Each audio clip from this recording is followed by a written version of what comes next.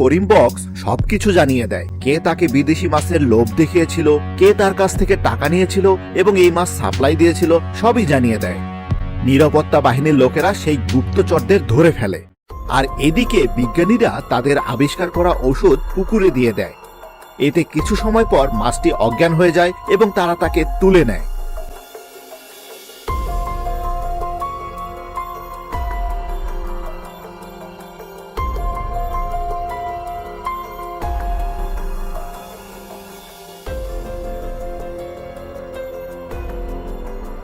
ভিন দেশের কুকীর্তির প্রমাণ এবং সাক্ষী এবার দুটোই আমাদের হাতে। এখন আমরা যথাযথ ব্যবস্থা নিব।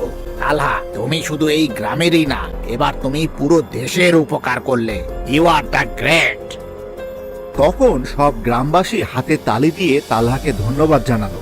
আর এভাবেই গ্রামবাসী মানুষ খেকো দানব মাছের হাত থেকে রেহাই পেল।